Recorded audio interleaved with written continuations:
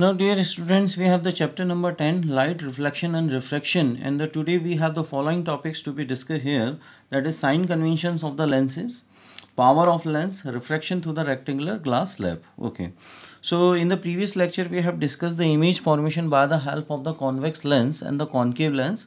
So we have discussed that the convex lens having the nature that is converging, so we are just saying the convex lens is called also the converging lens. Okay. And the concave lens having the nature to be diverse the ray of the light little bit, and so we are just saying that the concave lens is called the diverging lens also.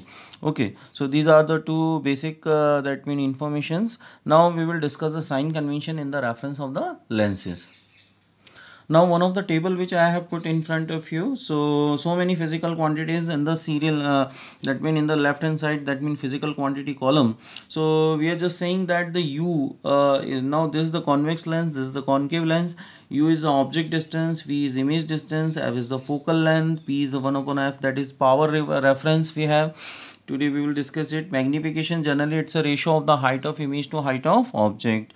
So the convex lens having the identity of the U in the reference of the sign convention, that in the convex lens and concave lens always we are just putting the object in the left hand side of the optical center.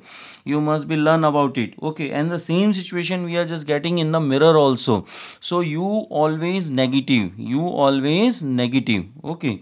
Now V is equal to, for the convex lens it's a positive and for concave lens it's a negative.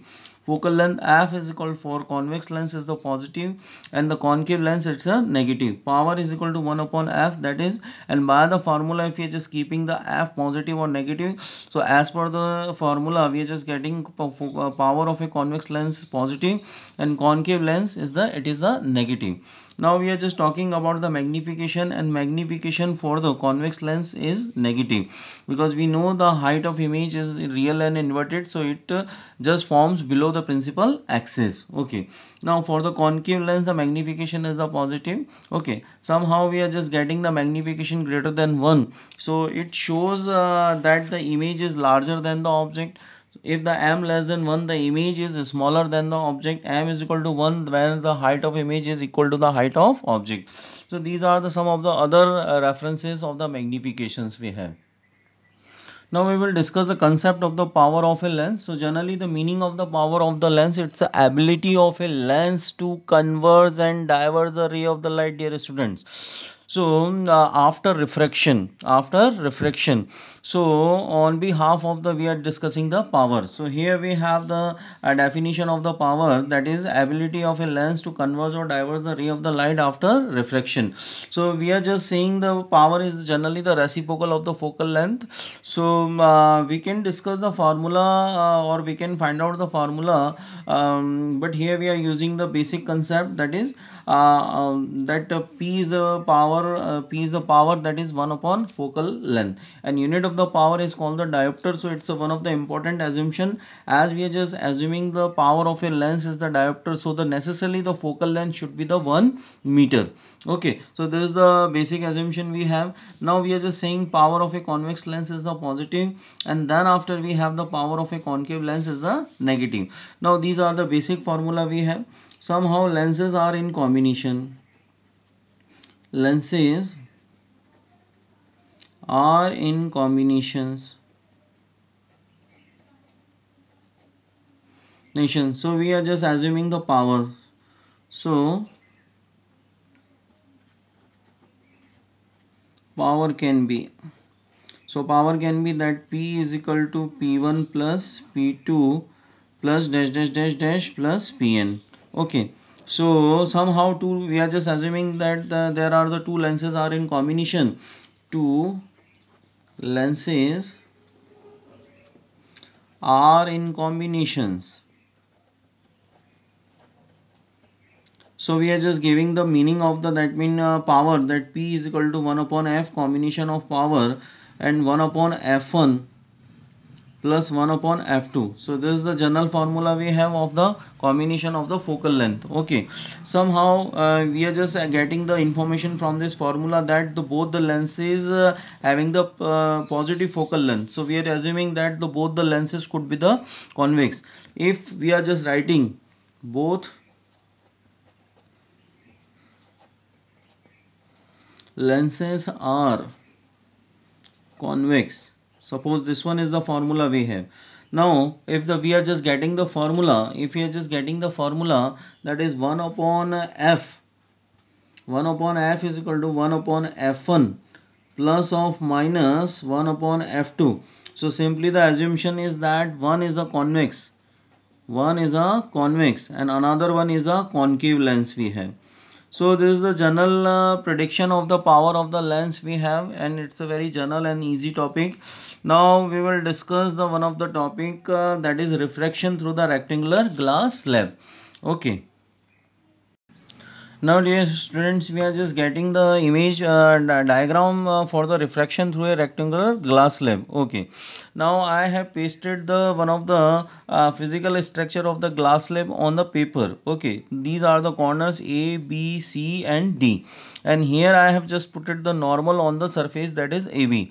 Now we will allow the light to be fall on a that means at the point of incidence, that is called the suppose we have mentioned this is the point of incidence, that is called the T. Okay, on which we are just getting the light which is incident. Okay, now above the glass slab we have the that mean medium, that is called the air, and we are just assuming the refractive index of the that mean medium, that is Na. Here we have the refractive index of the glass slab which is made of the glass.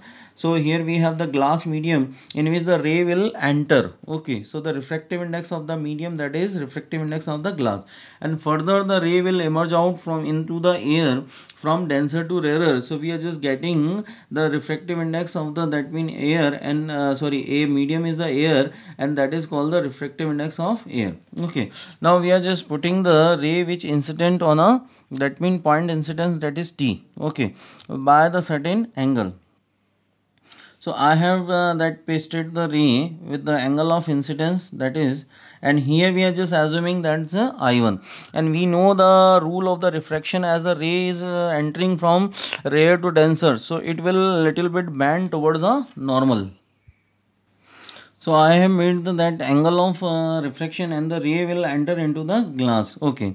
Now at the interface surface, further we can put the normal here, and we are just saying that ray will emerge out from denser to rarer. So it will away from the a little bit away from the normal. So we are just plotting this one, that this one is the meaning of the away from the normal. So here we are just making the meaning of the angles we have. So this is the angle that will form the normal we have, that is called the I2.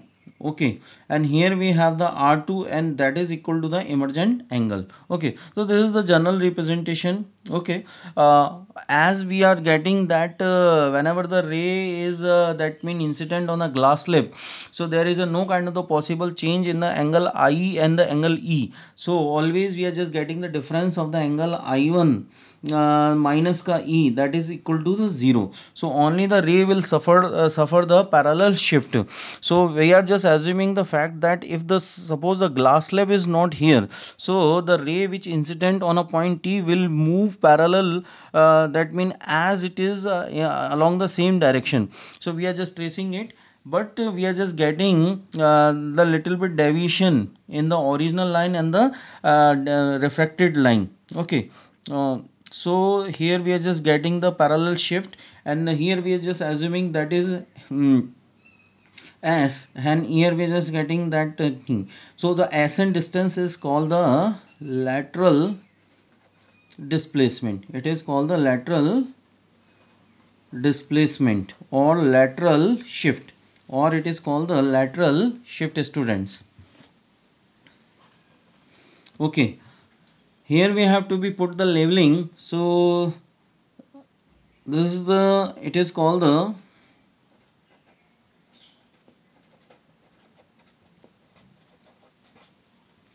emergent ray. This is called the incident ray.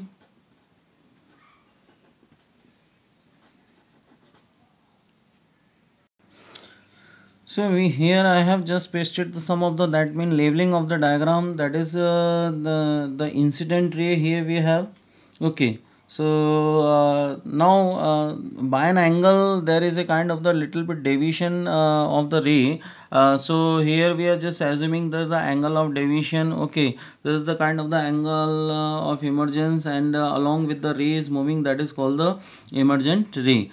And the ray having the, that mean little bit parallel shift, so it is called the lateral displacement or the lateral shift. Okay, so easily we can that mean prove here that how the ray just getting the angle I is equal to E, but need not to be discussed here.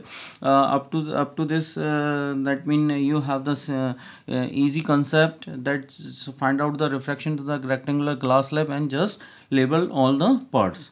Okay, this is the complete revision of the chapter number 10, and now in the coming days we will that mean going for the MCQ test. So you must be prepare all the topic, and before the test I'll give the proper information to you. Okay, and regularly watch the video and do the practice for the coming exams. Okay, thank you, have a nice day.